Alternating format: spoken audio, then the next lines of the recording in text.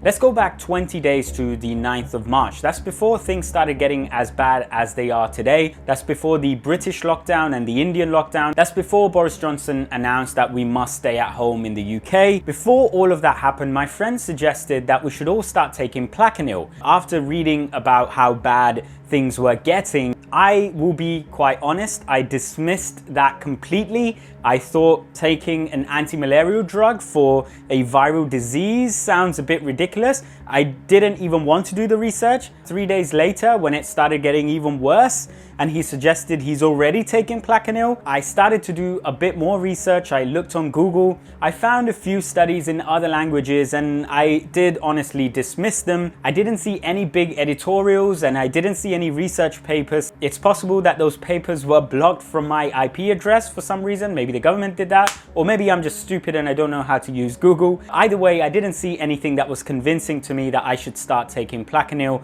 or hydroxychloroquine. But my friend did. He went on a 3-month course for Plaquenil. It's regarded to be a relatively safe drug by most GPs, so it's quite widely prescribed for people who need it, and it's even considered to be one of the safest drugs by the World Health Organization for treating those conditions. I thought it had nothing to do with COVID-19, which is a SARS type virus. It's an evolution of the SARS virus.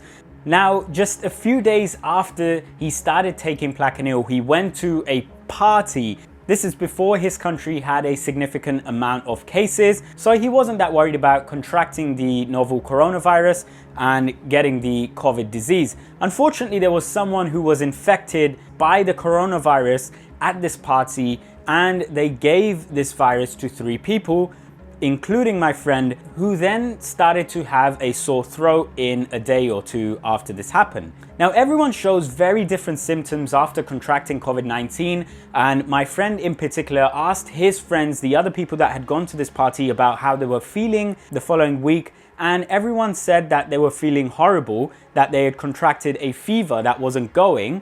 One of them even said that they couldn't breathe properly, that they had pneumonia. Now, 2 friends of my friend had the same symptoms. They both had fever, they both had a cough, both felt tired, they both had sore throats, and all of this happened after that party. So it was starting to sound like this was definitely COVID-19. Both of the people went to 2 separate GPs in 2 separate countries and were both told that they have the flu and that they should go home, that they shouldn't worry about anything because they just have the flu. And since they haven't been in contact with anyone with COVID-19 or been to China, they definitely don't have COVID-19. That's not how you contract COVID-19. You don't have to go to China to get COVID-19. So anyway, those 2 people started ticking all of these symptom boxes. But my friend said that all he suffered from was a sore throat the next day, which lasted for 2 days. He felt like he was about to contract something for 2 days, but it all went away after 2 days and nothing happened to him. So he continued living his life normally. Now 2 weeks pass, and my friend says that he's now lost his sense of taste and his sense of smell. And now this is after both of his other friends have told him that they've had a fever for 2 weeks and a pneumonia that just isn't going. So if none of them have been tested, none of them know whether they have the virus or not, potentially meeting older people in their families who can contract the virus and potentially die from it because a GP suggested that they don't have anything to worry about. I just want to highlight how important it is to say that I don't know. When someone presents their symptoms to you and you don't understand what they might have, it's better to say that you don't know and that they should self-isolate than to say they have nothing.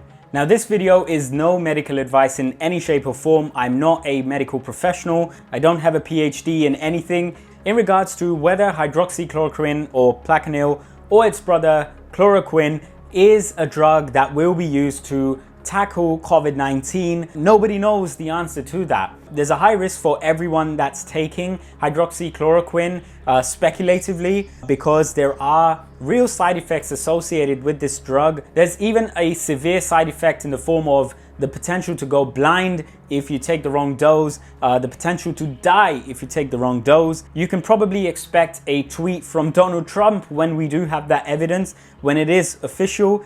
Possibly it's going to be official in another country before it's official in the US, because the South Korean and Chinese authorities have been administering Plaquenil to patients with COVID-19 who have been hospitalized. So we definitely know that there's lots of potential in the drug. It's just that we don't know how much, and we don't know if it's going to bring along any side effects that we should note. Am I making any sense? Let me know in the comment section below. And in case you're wondering whether or not the drug is still available in your country, in your local pharmacy, most likely it's not.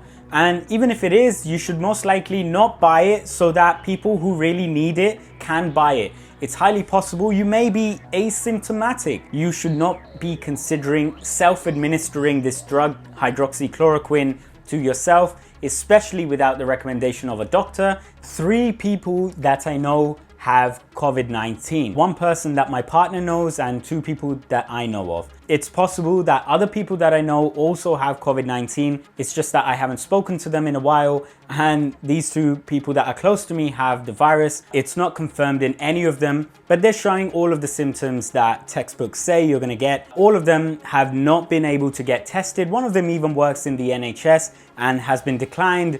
I also really want to recommend that you watch this video from Cold Fusion, and I want everyone to watch this video because it's quite informative, and it's a video it's easier to watch than it is to read something about these sort of things, because it gives a lot of information about when a drug might potentially be available, when a vaccine might be available. Anyway, make sure you watch this video if you want more information about COVID-19 and the potential cures, the remedies, and the vaccines that might be coming in the next year, if not next 2 years. And not to scare you, but stay safe, stay warm, and stay informed.